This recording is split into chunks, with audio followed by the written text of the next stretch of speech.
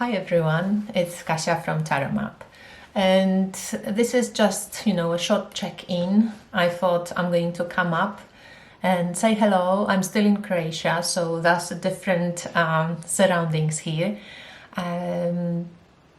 Outside the sea and beauty. So nevertheless, it is 2020 and it is a really intense year. So I thought I wanted to ask you how you are going, and just come up with sharing, how I'm feeling, because it's not that I'm kind of susceptible to all the bullshit that is going on outside. So I wanted to share with you what has inspired me recently. So I'm doing a lot of walking, and I usually have my audiobooks going on. And recently I was listening to Thich Nhat Hanh's book, and two things stuck with me for this period of time that I thought are very inspiring, and somehow maybe shift a little bit perspective through which we look at our situations or our lives in this crazy 2020 world.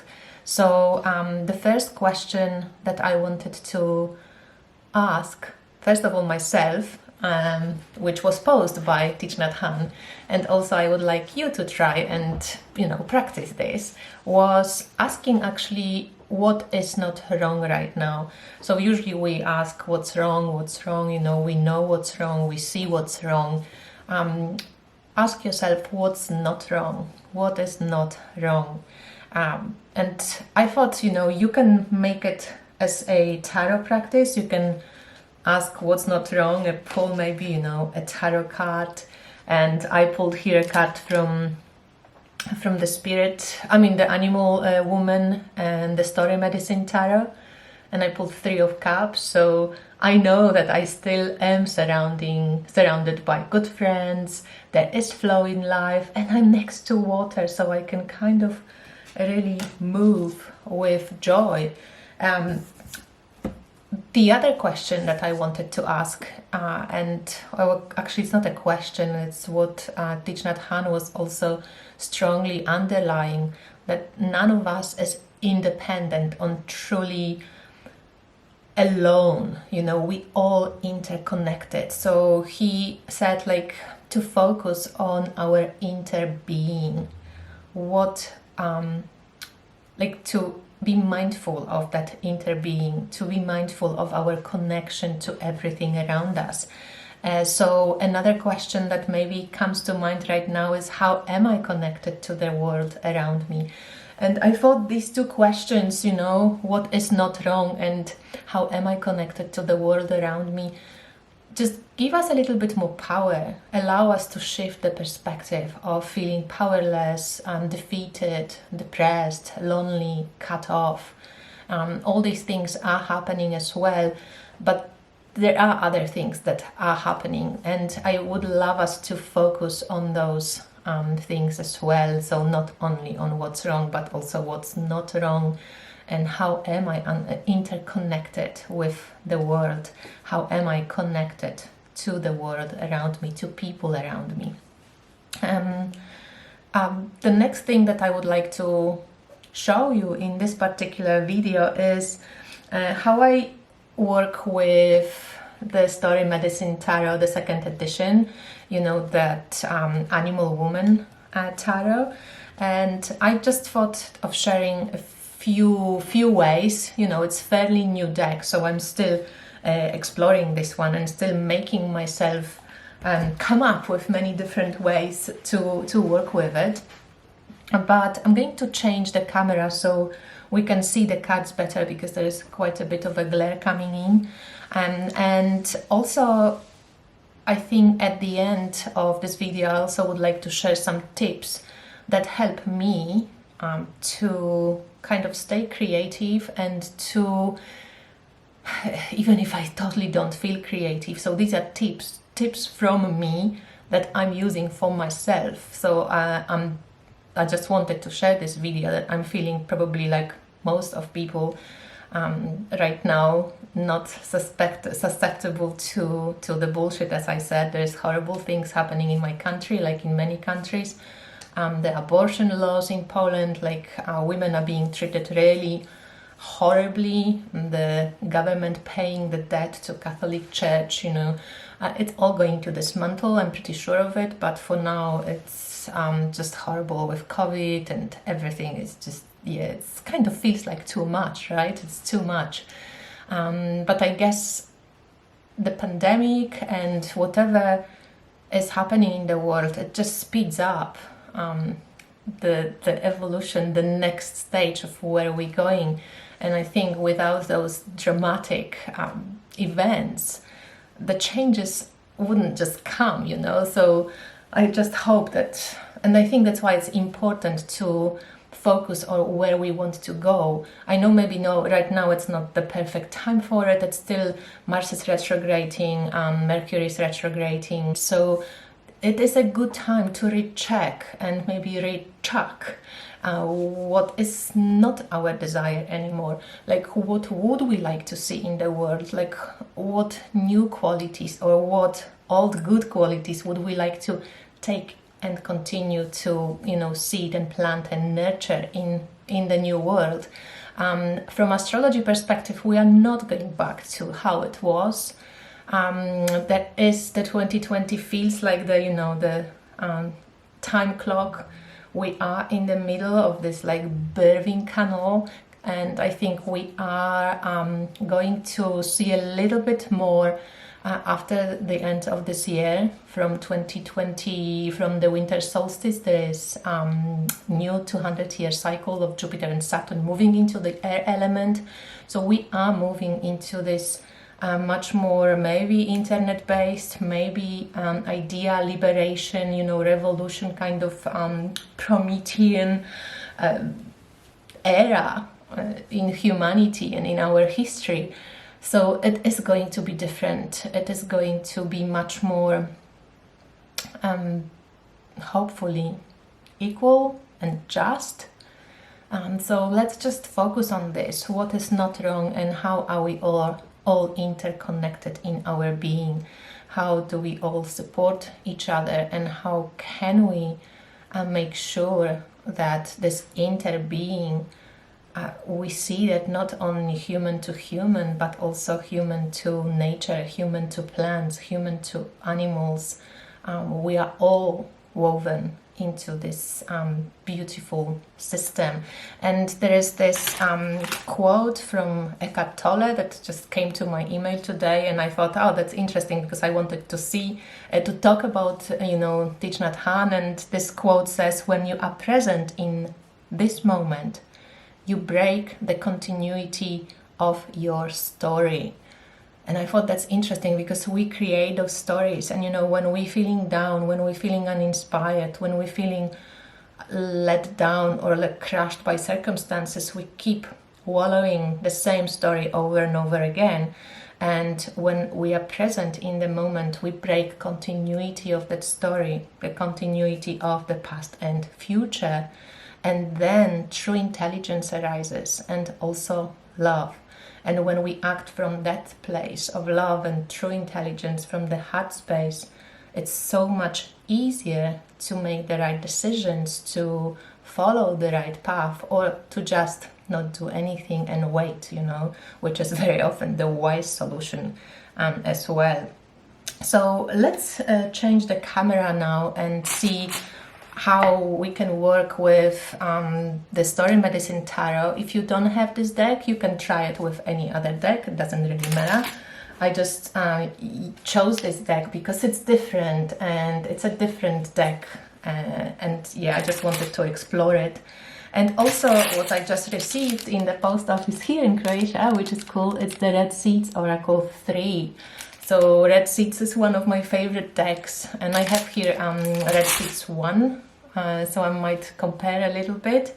My Red Seeds 2 stayed at home, but this is the last of the Trinity, the Red Seeds 3. So I'm excited about it, and this came from the UK. So thank you, Linda. I can't wait to open it up. But now I'm going to change the camera, and let's have a few ways, simple ways of how you can play with this particular Story Medicine Tarot or any other tarot deck that you would like to get to know a little bit better. So, I have done the review of the Story Medicine Tarot Edition 2 or Part 2 Animal Woman. It's on my channel. I try to link it here so you can probably see it in the corner. And now just wanted to share a few things that you can do with any deck, as I said, or in particular with this deck, just because it is such a, different, as you can see, deck to what you usually see on tarot cards. When you know tarot, you know that she's following Rider-Waite-Smith and tarot system, but if you don't know tarot, that might be, just seems a little bit unique and original. So the first question that I thought you can do when you receive a new deck in general, you can pull one card as your deck guardian or helper spirit, This particular deck suits itself really well to it because it has a lot of animals and a lot of images where you can actually, personify this this spirit. And also there's, in most images, you have this the story woman, the animal woman. So you can pull one card as your deck guardian and helper, and I have done it before, so I know what my card was, but I'm going to just pull one for now. So here my guardian helper is the magician, and I love how she, spoon feeds herself with magic, which brew like in this kind of it's a kelp, right, bull kelp, but it looks like a cauldron. And while she spoon feeds herself with the magic, her hair looks like DNA or like a spiral here, and creates this braids of rainbow. So this would be my guardian for this whole deck. So on the bat, depends on what you draw, of course, you can explore the aspect of magician that feels right when you ask, how can a magician archetype be a guardian to me? So we know that this deck feels, let's say, or would feel very magical to me, but also it shows me that it's an active or like practical magic, something that I can do, or something that I can follow with actually action, right? She is tasting or eating that magic. It's not just sitting there and thinking about it, or like in regular tarot deck, the magician is kind of standing, but he's also using his hands to direct energy, right? So here it can talk to me about creating some potions, working with herbs, working with magic, brewing my magic, focusing on the magical properties of this deck. So you can do this, pull one card as your deck guardian or helper spirit, and then you can ask two questions. So one would be, the best way to work with me is, so this is what the deck would, it's like kind of a deck interview, but simplified to two questions. So the best way to work with me is, and now you have, this is a major arcana, so it's justice, it's a balanced card. When you look at this card, here I think it's a lioness, and she's handing like a bone to the woman. There's also a person sitting here and kind of like waiting, she's wrapped up in the blanket,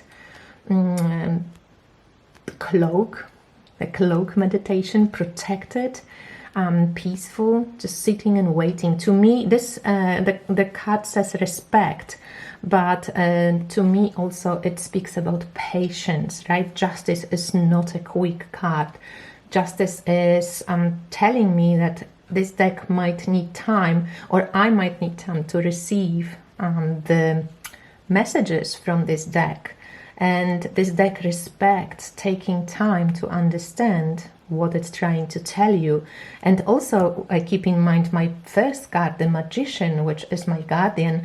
It wants me to integrated in my life, right? Like justice, it's not just about, again, thinking, it's about doing the right thing.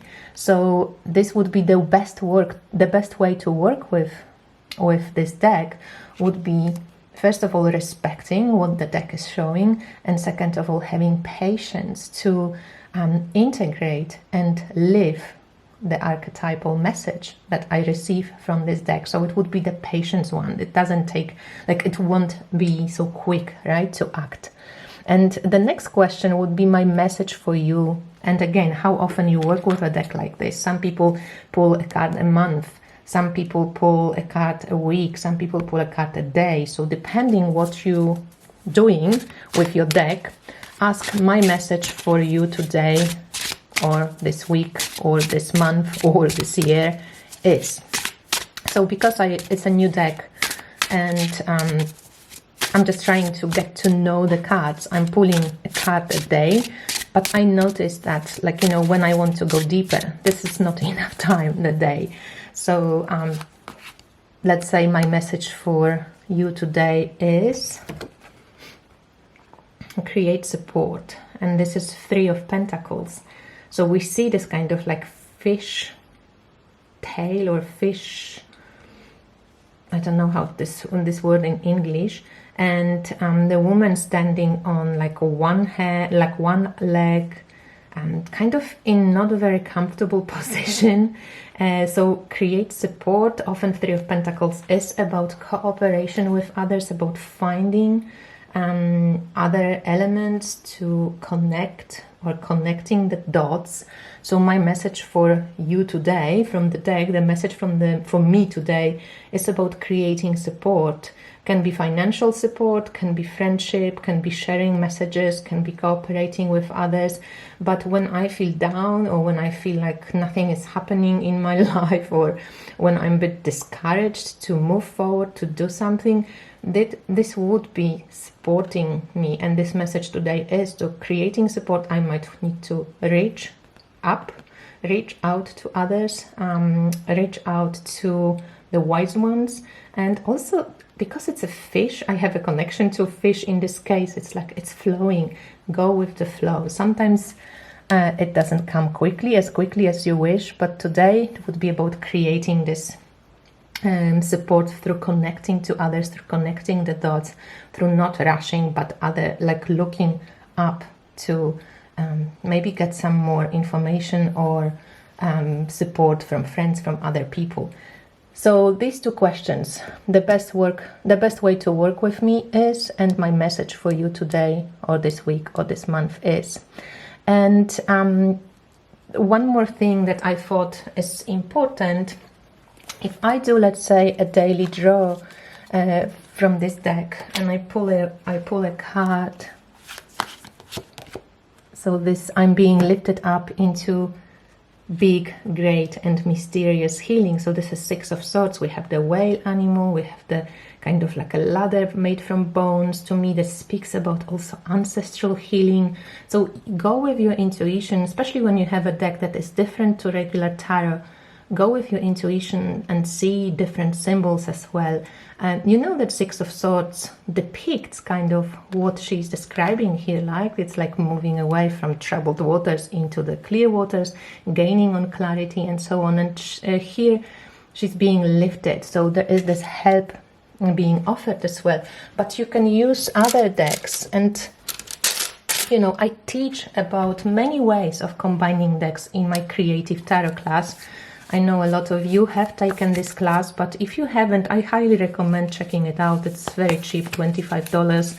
And you can ask or add different cards to help you explore. First of all, maybe you can add a card to each symbol that sticks out for you. So for me, first I noticed the whale, then I noticed this ladder. Only later on I noticed the race and the woman. So first these 2, you know, you can pull, like here I have the archetypal cards. You can pull the ladder, so from empty room, maybe from something where you're not inspired, you are moving out. And for the whale, let's say we have the bardo. So wow, it's kind of, you know, you are being lifted up from a pretty shitty situation. The race, then we have the warrior. This is maybe awakening to your power, to your strength. You can use another deck that this one is really powerful, is Quayera. Is this how you pronounce it? Anyway, this magician's deck. So you can pull one card from this as well. The book is really good. So here we have Archon and Iron, and to be honest, I don't know this deck very well. I just got it from a swap, but it feels like very cosmic, and it feels like some two guardians, one with the cup, one with the shield. One feels open, one feels protective. So maybe also some kind of pathway through, but I would read up in the book about this card. You can pull 3 other tarot cards to ask, like, for example, where is this place for you, or how can you embrace or notice or explore this healing spot when you're being lifted up? Because it feels like, you know, if it was me, I'm like, oh wow, that's where I'm, you know, I'm feeling this. I'm also feeling a lot of grief, and I think it's collective grief. It's grief for our old world. It's grief for what we had and didn't really value, of how much we fucked up, of how much nature we destroyed. So there's all of these feelings coming up constantly for us, and I think a lot of us are sensitive to it.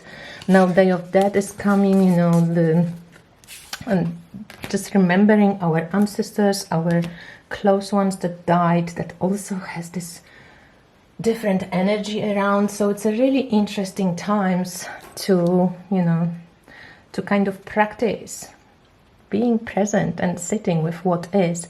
So the last part of this video, I'm just going to show you some of these beautiful images. I was just wanting to share some ways, because I'm not feeling very creative recently. I'm glad I'm meeting with some awesome people. Like, I'm going to record an interview with Jessica about this deck, Animal Woman, the second part to the Story Medicine Tarot. So I'm going to ask her questions. If you have any questions about this deck particular, or about Jessica's work in general, maybe you have the Story Medicine number 1, you can ask these questions in the comments, please. I'm going to, you know, pass them on to Jessica, and the interview will be posted in 2 weeks from this Wednesday.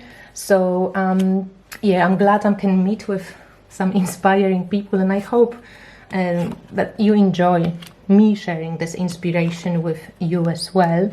And when you're a creative like myself, I think most of people are creative in one way or another, and you're going through this period of, you know, disillusion with social media, disillusion with communities, disillusion with how people are, how we all behave.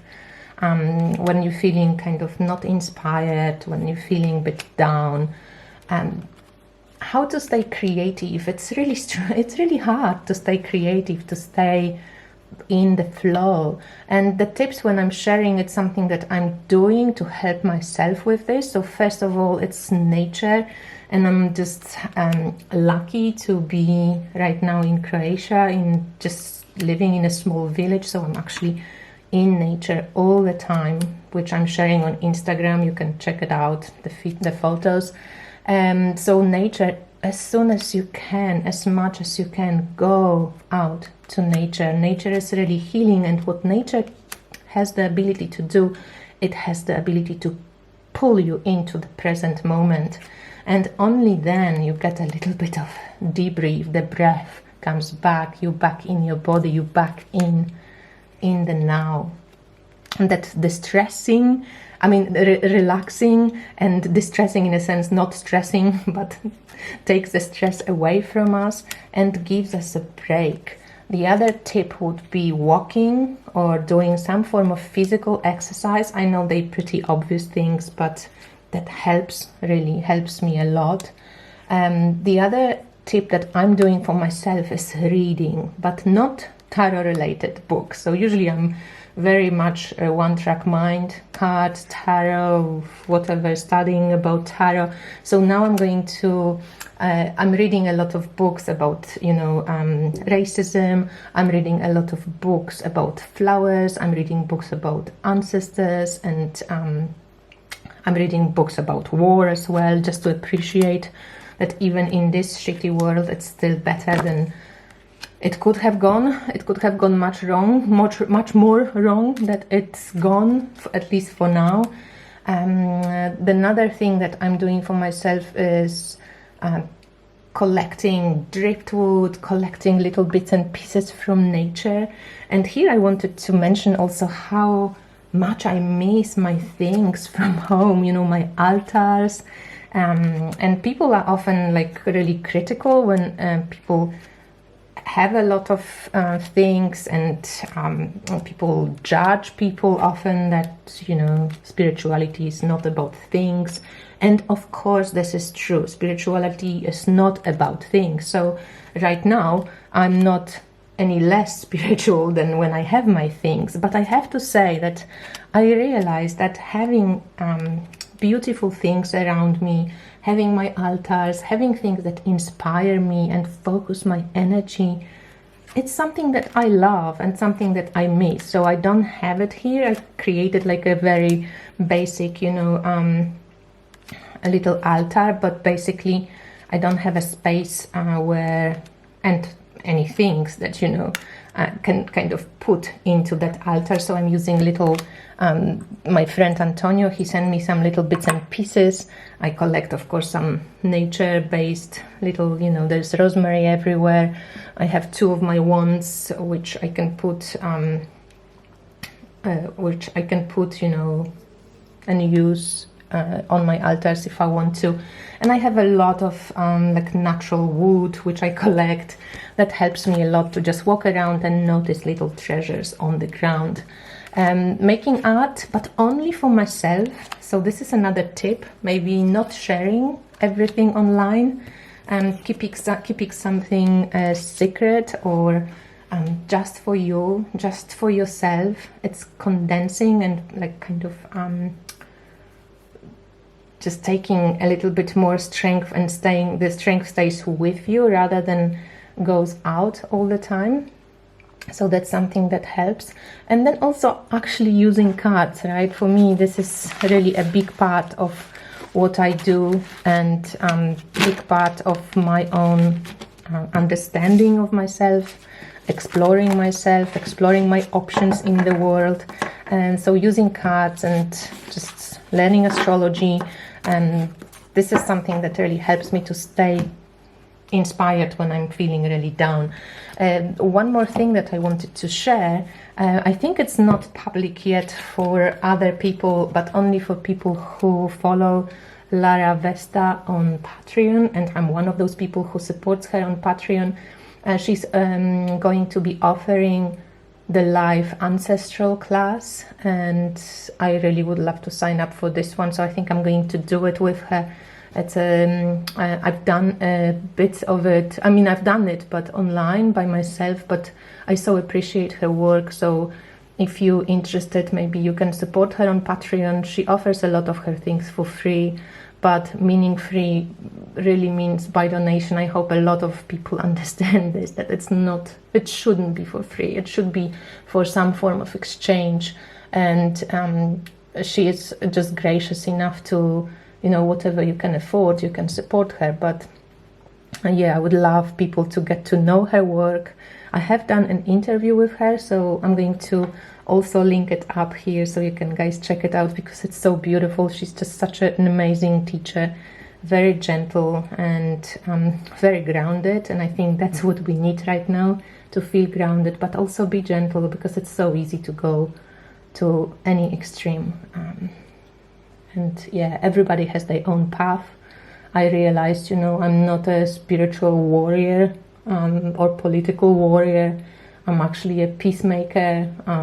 I feel much stronger when I can inspire, when I can bridge and not exclude, when I can connect to, to the beauty, to art, and then inspire other people through this. This is definitely best suited to who I am, but I know that there is so many different ways to, you know, to do this work and to find out for yourself where you can serve the best, and in, you know, accordance with yourself. So I hope you enjoyed this video, and I hope you are guys okay. I would love to hear in the comments how you've been doing, how are you coping, how you stay creative in this kind of in-between world. And yeah, maybe you can share any resources or whatever, you know, you find inspiring with us. If you have anything you can share in the links in the comments, would be lovely. Any books, interesting books you read, or movies, you know, whatever, music, anything artistic would be amazing. And I send you lots of love.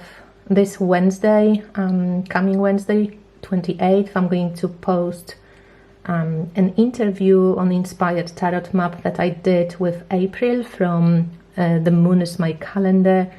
And it's a beautiful, you know, lunar chat about April work with the moon cycles, about her calendars, and how she, you know, works with the lunar cycle. I think it's going to be interesting for many of you. If you don't know April, you're up for a treat. If you know April, you might just, you know, enjoy it because she's lovely. So I invite you on Wednesday to check it out. I'm going to post it on 28th October. And I speak to you soon. Much love. Bye.